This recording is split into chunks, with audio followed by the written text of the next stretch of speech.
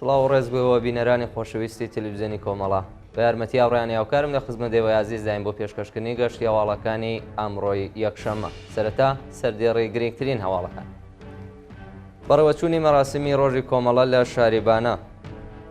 کۆبوونەوەی کرێکارانی ئەرکان سالێز لە دەکەڵ 85 ناوچەی فەکە لە ئیلام. وتنەوەی دروست دژ بە کۆماری ئیسلامی لە شەوی تەبلیغاتی ڕژیم. سەپاندنی سزای ئەدام بەسەر مامۆستا محەممەد خزر نژاد لە بۆکان. ڕێپێوانی گەورەی ئاشتی و ئازادی لە باکووری کوردستان. یانبەختکردنی 5 شەڕبانی سووریای دموکراتیک لە دەیرەزور. بەرزکردنی درۆژم دژ بە کۆماری ئیسلامی لە چەند شاری ئێران. وا خۆپێشاندانی ئێرانیانی دەرەوەی وڵات دژ بە کۆماری ئیسلامی.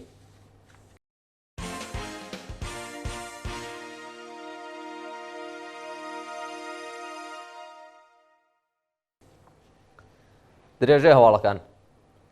بەڕێوەچوونی مەراسمی ڕۆژی کۆمەڵە لە شاریبانە بە پێواڵی گەیشتوو ڕۆژی یەکشەممە 22 ڕێبەندانی 1402 کۆمەڵک لە دووەستان و لە یانگرانی کۆمەڵە و حیزبی کۆمۆنیستی ئێران.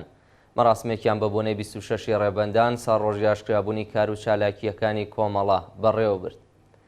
بە پێی ڕاپۆرتە ژمارەیەک لە ژنان و پیاوانی ئازادیخواز و بەرابەری تەڵەب لە شاریبانە بە بۆنەی 26 ڕێبەندان کۆبوونەتەوە.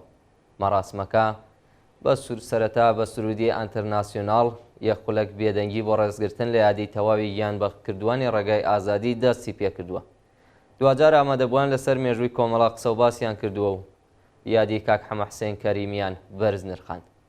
پاشان یەک بەیەکی هاوڕێیان لەسەر لومەرجی ئێستای ناوچەکە ئێران و کوردستان هەروەها جێگە و پێگەی کۆمەڵە و شۆڕشی ژینە گفتوگۆیان کرد. جێگای ئاماژەیە کە مەراسمەکە لە نێو شایی و خۆشی ئامادەبوواندا کۆتایی پێهات. کۆبوونەوەی کرێکارانی ئەرکان سالێز لە دەکەڵ 85 ناوچەی فەکە لە ئیلام. ڕۆژی شەمە 22 ڕێبەندان کرێکارانی ئەرکان سالیسی شاغڵ لە دەکەڵی حەفاری نەود لە ناوچەی فەکەی پارێزگای ئیلام دژ بە دۆخی خراپی پیشەوی و مەعیشەتی کۆبوونەوە. کرێکارانی ئەرکان سالێز خوازیاری وەلانانی پەیمانکار بەکردەوە دەراتنی گەڵاڵەی ڕیزبەندی پیشەکان چوونە سەرەوەی یاسی یەقدەس و مەزایە، گۆڕانی دۆخی پیشەیی، جێبەجێکرانی یاسای 14 ڕۆژکار 14 ڕۆژ پشودان، نوێکردنەوەی گرێبەستەکان، دابینکردنی ئیمکاناتی ڕفاهی و پێدانی بیمەی کارامەی دەرمانی بوون.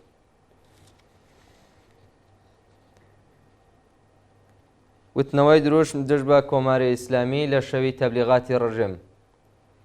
شەوی شەمە 22 ڕێبەندان ڕژێمی سەرکوتگەری ئیسلامی لە ساڵڕۆژی شۆڕشی 57دا ئاسمانی شارەکانی کوردستانی نورانی کرد و خەڵکی شۆڕژگێر لەگەڵ وتنەوەی بانگی ئەڵڵاهو ئەکبەری بە کرێگیراوانی ڕژیم دوورشمی مەرگ بۆ کۆماری ئیسلامیان بەرز کردەوە. بە پێی راپۆرتی سەرچاوەکانی ئەواڵ لە زۆربەی گوندەکان سپای پاسداران خۆراکی بەسەر خەڵکدا دابەش کردووە و بە کاتی شەو بازگەی پشکنینیان لە نێو شەقام و گەڕەکەکاندا داناوە. هەروەها هاوکار لەگەڵ نورانیکردنی ئاسمان سپای پاسداران هێزە سەرکوتگەرەکانی لە نێو کۆڵانەکاندا جێگیر کرد. بەڵام خەڵکی ئازادی خواز بی و ئێرانە دروشمەکانی مەرگ بۆ کۆماری ئیسلامی و مەرگ بۆ خامنەییان بەرز کردەوە. شانی باسەکە کۆماری ئیسلامی بۆ ڕێپێوانی 22 بەهەمان لە ناوچەکانی دیکەوە بە ئۆتۆبۆس خەڵکی بۆ شارەکانی کوردستان گواستێتەوە.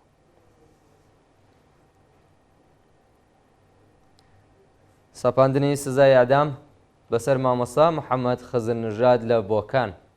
مامۆستا محەممەد خزر نژاد مامۆستای ئاینی تەمەەن 45 ساڵی خەڵکی بۆکان لەلایەن لە قیسەی دادگای ئینقلابی ورمێ بە سەرۆکایەتی دادوەر ڕەزا نەجەفزادە بە تۆمەتی ئیفسادی فیل ئارز زیانگەیاندن بە یەکپارچەی وڵات و تەبلیغ دژی نظام سزای لە 3 دارەدان و 16 ساڵ زیندانی بەسەردا سەپێنراوە. بە پێی زانیاریەکان محەممەد خزر نژاد لە ڕەوتی شۆڕشی ژینا لەلایەن هێزانیەکانەوە دەست بەسەر کرا. دادگای مامۆستا خزر نژاد لە 4 دانیشتنی کووردا بەڕێوە چوو کە دوا دانیشتنیان لە مانگی خەزاڵوەری ئەم ساڵدا بووە. جەلسەی دادگایکردنی و مامۆستاینیە لە شێوەی ڤیدیۆی کۆنفرانس و بەبێ پارێزەر بەبێ گوێگرتن لە ڕوونکردنەوەکان و بەرگریکردن لە تۆمەتبار تەنها بە پشتبەستن بە راپۆرتی وەزارەتی ئیتلاعات قازی سزای لە 3 دارەدان و 16 ساڵ زیندانی بۆ ناوبراو دەرکردووە. گواستنەوەی ئیسا ئیبراهیمزادە بۆ زیندانی نەغەدا. ئەیسا ئیبراهیمزادە شارۆمەندی دانیشتووی شاری شنۆ کە پێشتر لەلایەن هێزە ئەمنیەکانەوە دەست بەسەر کرابوو بە مەبەستی تێپەڕکردنی ماوەی 4 ساڵ زیندانی دەست بەسەر و ڕەوانەی زیندانی نەغە دەکرا.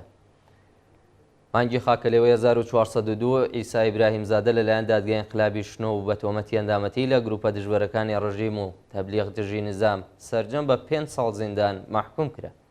بەڵام بە پێی مادەی 134 یاسای سزادانی ئیسلامی زۆرترین سزا واتە 4 ساڵی ئەو حکوماتێتە بواری جێبەجێکرانەوە. ناوبراو 15 ڕێبەندانی ئەم ساڵ لەلایەن هێزەکانی حکوومەت لە ماڵەکەی خۆیدا دەست بەسەر کرا.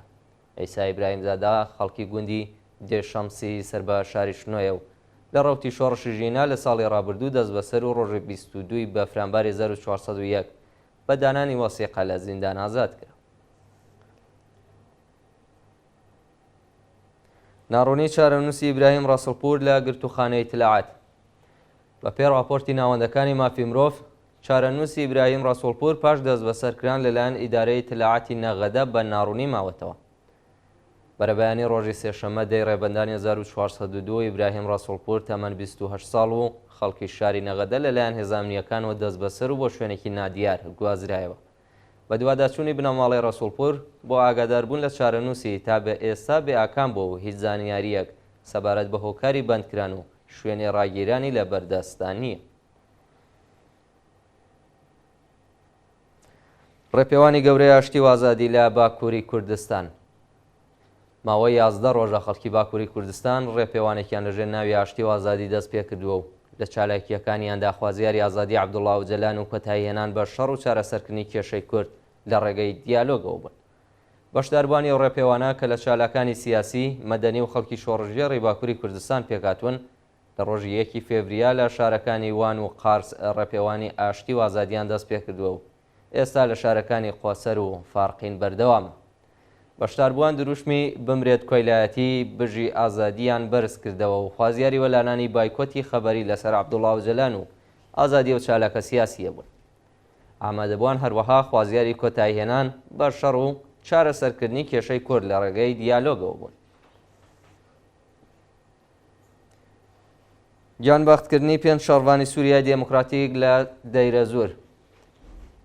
ڕۆژی هەینی 20 ڕێبەندان لە هێرشێکی گروپە چەکدارەکانی سەر بە حکوومەتی دێمێشق و نزیک لە ئێران بۆ سەر هێزەکانی سووریای دێموکراتیک لە دێرەزۆر 5 ئەندامی و هێزە کوردیە گیانیان لەدەستدا.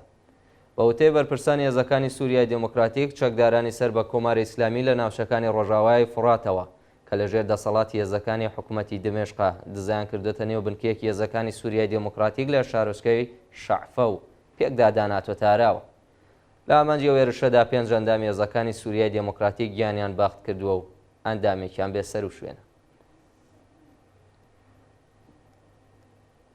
بەرزکردنەوەی درۆژ دژ بە کۆماری ئیسلامی لە چەند شاری ئێران. شەوی شەمە 21 ڕێبەندان هاوکات لەگەڵ نورانیکردنی ئاسمانی شارەکانی ئێران لەلایەن حکوومەتەوە شارۆمەندان درۆژمی دژە حکوومەتیان بەرز کردەوە. بە پێی ویدیوانەی لە تۆڕە کۆمەڵایەتیەکان بڵاوکراوەتەوە خەڵکی ئازادی خواست هاوکات لەگەڵ ساڵبەگەری شۆڕشی گەلانی ئێران لە ساڵی 57 لە زۆربەی گەڕەکەکانی تاران لەوانە ئەکباتان، تاران پارس، وەلی عەسر، سەتارخان، وەنەک، کەریمخان، ئەفسەریە، کەرەج و شارۆچکەکانی دەوروبەر، مەلایەر، مەشەد و چەند شاری دیکە ئێران دروشمەکانی مارگ بۆ خامنەی، مارگ بۆ دیکتاتۆر، خامنەی زەحاک دەتکێشینە ژێرخاک و ژن ژیان ئازادیان بەرز کردوێتەوە. یانە دەستانی دوو کرێکار لە تاران. شەوی شەمە 21 ڕەبەندان دوو کرێکاری شاغەڵ لە ڕستۆرانتێکی تاران بە هۆی گازگرتووی گیانیان لەدەستدا. بە پێی راپۆرتەکان دزەکردنی گازی مۆنۆکسیدی کەربۆن لە ئاوگەرمکردنی ڕستۆرانێکی تاران بۆتە هۆی گیانە دەستانی دوو کرێکاری تەمەن 30 و 15 ساڵ و تەرمەکانیان ڕەوانەی پزیشکی داد کراوە. نەبوونی ئیمەنی شوێنی کار بایەخنەدانی خاوەنکار بە بارودۆخی کرێکاران کەڵک وەرگرتن لە ئامێری گەرمکەرەوەی ناستاندارد هۆکاری ئەو ڕووداوە بوو. کوژران و برینداربوونی 5 شارۆمەندی ئەفغانستانی بەهۆی تاقینەوەی مین لە سەراوان. ڕۆژی هەینی 20 ڕێبەندان بەهۆی تاقینەوەی مینی چێندراوی سپای پاسداران لە سنووری سەراوان شارۆمەندێکی ئەفغانستانی گیانی لەدەستا و 4 کەسی دیکەش بریندار بوون. بە پێی راپۆرتی ڕێکخراوی حاڵوەش 5 شارۆمەندی ئەفغانستانی کە بەنیاز بوون لە سنووری سەراوان دەربازی نێوخاکی ئێران بن بەرمینێکی چێندراوی سپای پاسداران کەوتون. بەهۆی تەقینەوەی ئەو مینە کەسێک گیانی لەدەستداوە، 4 کەسی دیکە بریندار بوون و باری تەندروستیان ناجێگیر. سەپاندنی سزای زیندان بەسەر 3 چالاکی مەدەنی و سیاسی لە ئێران. بە پێڕاپۆرتی کەمپەینی بەرگری لە زیندانیانی سیاسی و مەدەنی، سامانە ئەسغەری چالاکی خوێندکاری بە 1 ساڵ زیندان، سەعید عەزیزی شارۆمەندی ئێرانی سویدی بە 5 ساڵ زیندان و شاهدوخت خانجانی شارۆمەندی بەهایی بە 11 ساڵ زیندان مەحکوم کراوە. سامانە ئەسغەری چالاکی خوێندکاری لە زانکۆی خوارەزمی بەرگریکاری مافی منداڵان کە لە سەردەمی شۆڕشی ژیناش دەست بەسەر کرابوو لەلایەن دەستگای قەزای ڕژیمەوە بە 1 ساڵ زیندانی تاعزیری سزا دراوە. هەروەها سەعید عەزیزی شارۆمەندی ئێرانی سویدی کە لە زیندانی ئەڤیندا ڕاگیراوە لەلایەن دادگای ئینقلابی تارانەوە بە تۆمەتی ئیجماع و تەبانی دژ بە ئەمنیەتی نەتەوەیی و تەبلیغ دژی نظام بە 5 ساڵ زیندانی تاعزیری مەحکوم کراوە. لەلایەکی دیکەوە شاهدوخت خانجانی شارۆمەندی بەهایی خەڵکی سمنان لەلایەن دادگای پێداچوونەوە بە تۆمەتەکانی پێکێنانی گروپ بۆ تێکدانی ئەمنیەتی نەتەوەیی و چالاکی تەبلیغی دژی نظام سەرجەم بە 11 ساڵ زیندان سزا دراوە.